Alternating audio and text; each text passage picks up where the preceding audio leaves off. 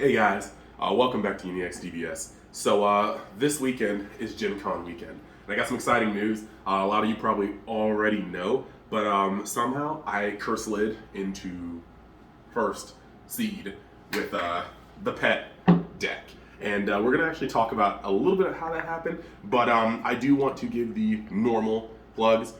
If you like the content, hit the subscribe button. There's gonna be more to come, and this is just again, like we're still on the rise. Like there's going to be so much more content to come. If you haven't visited the Facebook group, the community group, join that. Lots of like-minded people, and it's really just how you make friends as well as like just find more knowledge about the game. But also the official Facebook group for Dragon Ball Super, the card game, is spoiler central, and they're even releasing things for set 15 now. So that being said, I do want to talk about the circumstance of this first seed because every now and then it kind of has been going around. During Gen Con, I had an X-1 finish, and there were supposed to be 6 rounds. So I ended the 6th round as 5 wins, 1 loss. Pretty sturdy likelihood of a top 8 chance, especially seeing as that my tiebreaker was a pretty good player who I was either X2 or X1. I think he was X1. And shout outs to Paladino for clapping me with Cell Surge. But then, because the top table, I believe it was Rios and Doval, Hatchiak versus Soul Striker, they could not reach a conclusion to the game. Both decks were just going back and forth, and it was very hard. Both of those are high caliber players. The top table tied, and this meant that there were no undefeateds. So they had to make another round going into round 7. Now, sitting down at round 7, I got paired up against one of my good friends, and since he already had his invite, he already told me that, hey, I'm just going to give you the win. So that is what happened for the last round. However, what neither of us expected was that because most of the top tables had been tying, and a lot of them had 5 wins, 0 losses, and 2 ties, making a total of 17 points, me only having 1 loss and 6 wins on the record catapulted me from wherever I may have been in maybe bottom top 8, had it just been X1 the previous round, to first seed. So, a little funny story on that. But now that that's over, I want to talk to you guys about the deck, and then I'm going to briefly go into the matchups. So the deck I chose is Sun Gohan from set 14, Universe 7, just good stuffs. You guys should already know by my channel. You can look at like my splash art, you can look at my mat. Gohan is the boy for me, and so I was really happy when Bandai reached out to me to spoil the leader. I already said that I don't care what happens. The first tournament I could really get to with Gohan was going to be the first tournament I was going to play with Gohan. So I've been testing this guy a fair amount.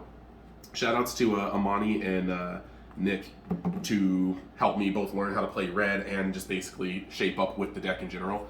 Without them, I wouldn't have been able to pilot this anywhere near well enough to actually go on. So yeah. That's actually pretty cool. So let's actually get into the deck list. You have the leader, and on his front side, once per turn, when you combo with a U7, you draw 1. That's really it. And then when you have a 2-cost specified red unison, you can awaken, going down to 5 life if you're not already there, untapping 1 and drawing 1. On his backside, he has the same exact effects, and then he has 2 effects that you never really use, but when you miss them, you feel like a scrub. And those effects are when your unison dies, you can play a 2-cost specified 20k red vanilla. That's cool.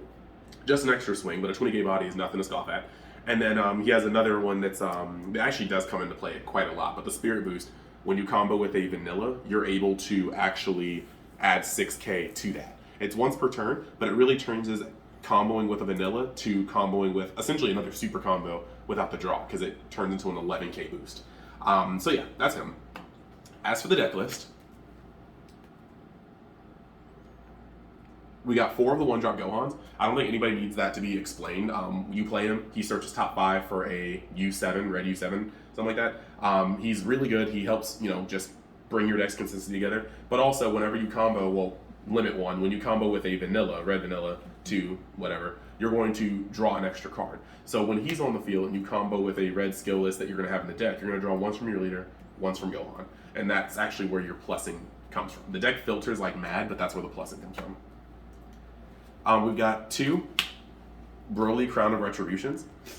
He's actually just absolutely monstrous. I knew that going into this event there's going to be a lot of blue, and blue likes to keep their energy open. So this guy's going to be able to take God Ceilings out of your opponent's hand. He's going to be able to take weaker Bojacks out of your opponent's hand. He's going to be able to take quite a few things out of your opponent's hand. And then even on the off chance that you're facing another kind of control-y deck, there's a lot of times where you can use this card to great efficiency. It's not that good against black, but it works wonders against blue. It works wonders against red, depending on the matchup. Now that green has a topo, it can work against green fairly well. There's just a lot of places where he works very well. Then you've got Raditz, the superior super combo, as told to me by my trainer, Nick. He's not searchable because he's not U7, but he's just, honestly, you filter so much, and having a super combo that draws 2 after tucking is just more filter. This deck tends to go through a lot of its cards, and you see a lot of your outs and answers and bombs. We got 4 of the Goku vanilla and 3 of the Piccolo. I found that 7 was the number I really, really liked. 6, sometimes I get like starved of vanillas and then I wasn't drawing. So yeah. We play 5 challengers. And these guys, when you combo them and the only other card in your combo area is a vanilla, a red vanilla, you draw 1. And that's actually very important. So you're actually on points where you might have, a Gohan on board, and you combo with a vanilla, drawing 1 from your leader, 1 from Gohan, and then you combo with one of these, drawing another one. And actually, this leads into the best awakening play for this deck. You guys should know that you can use both sides of a leader's effect when you, of course, are awakening in the same turn. So when you're on your front side and you have the 1-drop Gohan and you combo with a vanilla, you're going to draw 2. So you drop 1 card to draw 2. That's already pretty cool plus. Then you awaken, taking your life down to 5, gaining those cards. That's more plusing. You untap 1, you draw 1. And then on your backside, you have his new iteration of his effect. So now you combo with the challenger, drawing once from the challenger and once from the Gohan. This normally makes the swing about 5 to 6 cards, depending on if your opponent's swallowing you first turn or not, and it literally just doubles your hand on your awakening turn. So that's actually just one of my favorite plays for the deck. It just is nice having your hand hit the accordion style no jutsu and just expand. Next, we got classic red cards. We got Yamcha Merciless Barrage. You guys should know what this does. You got your unison out. You can counterplay -15 to 2. Also adds another body for swinging. Keep that beat up. We've got King Piccolo, new ruler. Again, you guys should know what this does. Comes down, double strike, 20k, can't be blocked. Combo extender, another overwhelm. We got double Champas. Because we run Divine Presence and 2 fighting against Fate, the double Champa is just always live. It's always going through. You can always use it. And then this deck has the ability to shotgun like no tomorrow. This guy, one of my favorites, surprise attack Son Gohan. Basically, when you have 2 or more red cards in your combo area, you can pay 1 to play him. He's a 20k body and he minuses 10 on a battle card. So there's a lot of times where you can just play him and just get rid of somebody's like mini Floodgate Weenie. Or you get rid of opposing 1-drop Gohans in the red matchup. You get rid of Black Mat Sand in some matchups. There's a lot of good things that this guy can do. Little blockers. But also, since he's 1 energy, if you know your opponent can't kill you or threaten you, you can awaken on turn 2, untap that last energy, and then just throw this guy out. And then that turn, you were swinging with your leader, your unison, and a 20k. And it's just a little bit of a combo extender. But yeah, there's also lots of cool applications to it. Because he gives -10k for the turn, there's a lot of cool things you can do with it. I've been swung on by a Cell Xeno and been able to take Cell Xeno down to a base 20k by playing these 2 on the combo step. And then his next attack was coming off of a base 20k as well. So there's lots of cool things. And with all the dual attack in the format, being able to land this guy allows you to take a lot of heat off of your life. The best card in the deck, Divine Presence. He has the same summoning conditions as Surprise Attack Son Gohan. You just have to have 2 or more red cards in the combo area. This time you pay 2 and you play him. When he comes in, he gives 5k to any red card, meaning he can be played offensively or defensively. If you look at your opponent's hand with Crown, you can see that they only have 30k combo. You can spread out where the 5k goes, that all your swings are hitting that magic number. You can also just give it to him and he's a 30k swinger twice. The first time he swings each turn, he can search a vanilla and give himself 5k. So he's really going to be swinging for 30k the first turn, 25k is the other turns. He also can't be destroyed on your turn, removed from the field on your turn. He can be -, so be careful about that. But he can't be bounced or anything, and that makes the blue matchup extremely easy for reasons I'll explain later. We've got 2 Fighting Against Fates. This deck combos a lot, and so you're going to be able to use them multiple times per game, usually 1 for pressure, 1 for kill, or both for pressure. It's just really good, and I felt like this deck can utilize 2 of them. Best secret rare in the game, MIU. So yeah, Supreme Kai. Again, your combo-centric deck, you can add onto the swing, blow up fields, stuff like that. For Piccolo, this goes without saying. First off, it's cool that Gohan can have his daddy as his main supporter, but at the same time, you guys already know what Piccolo does. I'm not going to explain Piccolo. He's really, really, really good, and since this deck is aggressive, you're going to be able to force a lot of counters, which is going to in turn allow you to pick apart their board with Piccolo. 1 Frieza, because in a deck that needs a 2-cost Unison to awaken, I am not playing just 4 Unisons and crying when I don't see one. However, sometimes I do cry when I see Frieza and I don't see Piccolo, because there are like weird situations where, yeah. That being said, this guy did win me a straight-up matchup in Super Saiyan 4 because I saw him instead of over Piccolo, and I actually mulliganed the Piccolo back because this guy just helped me defend against Super Saiyan 4's opening swings.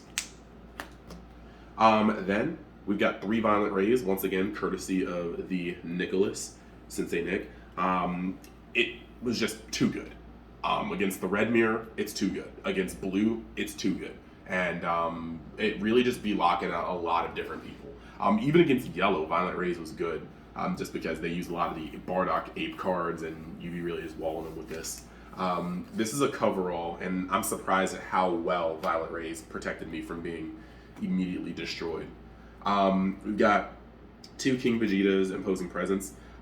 This was actually just really, really, really good as well. It can stop a lot of aggression, widespread aggression, and I actually found that it was actually broken against Super Saiyan 4 Vegeta. Then the last 2 cards test me up.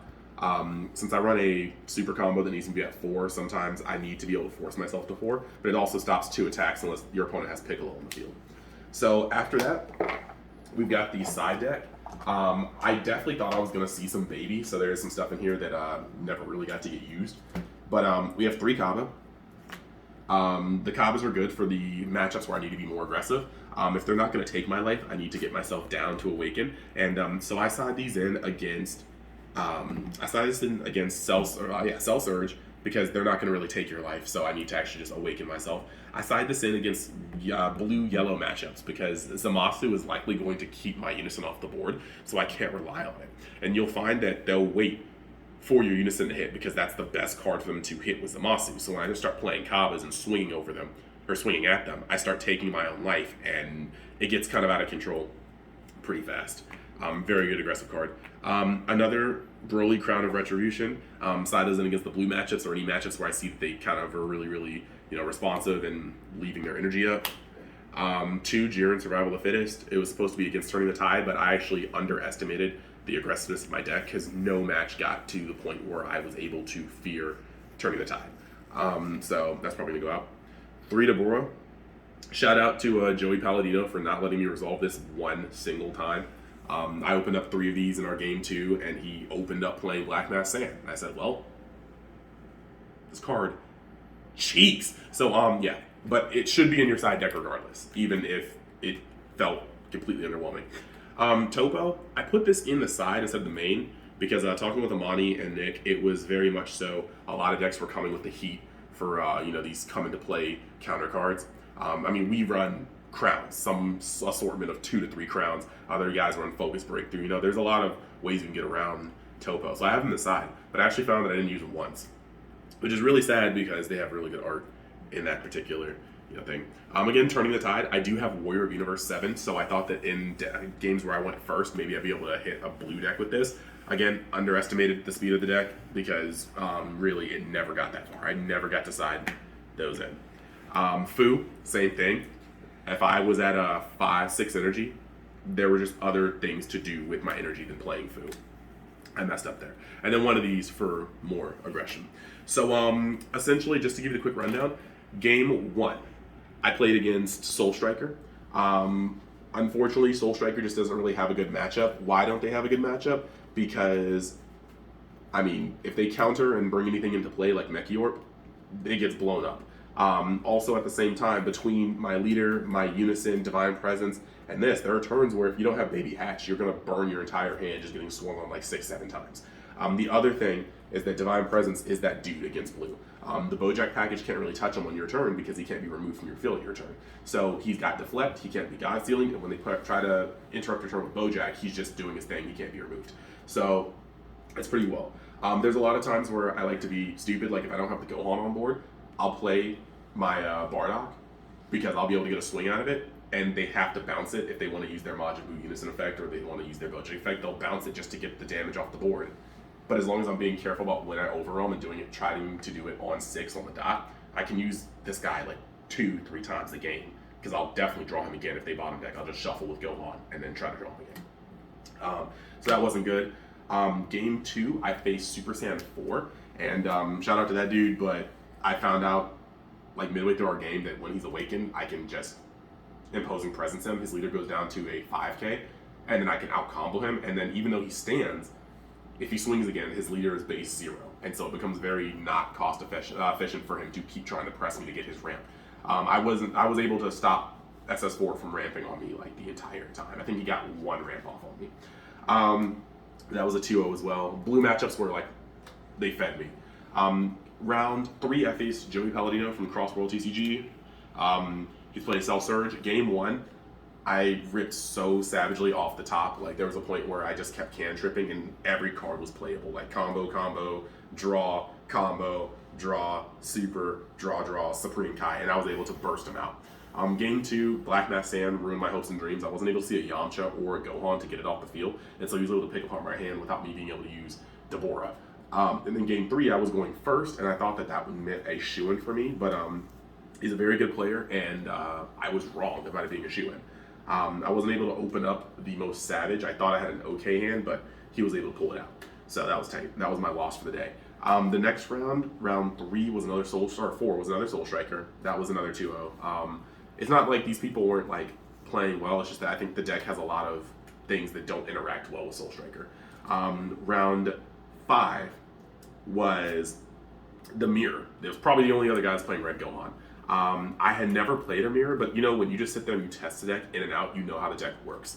So when he presented his Unison, I just blew up his Unison and never gave him the ability to combo. I held off playing my Unison in Game 2 just to make sure that he wasn't able to keep me off Awakening, things like that. There were a lot of back and forth. I did miss combo in Game 2. I forgot I got Violent Rays. It's embarrassing. And so I played SS4 Bardock instead of comboing with it. It was like, oops. So I went to Game 3, and Game 3 had not a lot of time in it, so I was just very, very aggressive, pushed hard, and then just shotgun for the win. Round 6, I played my mentor, Sir Nick. I've actually already seen some of the comments in the Vegeta Sand group. Lots of people want his list, so I will talk to him, and if you guys are lucky enough, he may grace you with said list.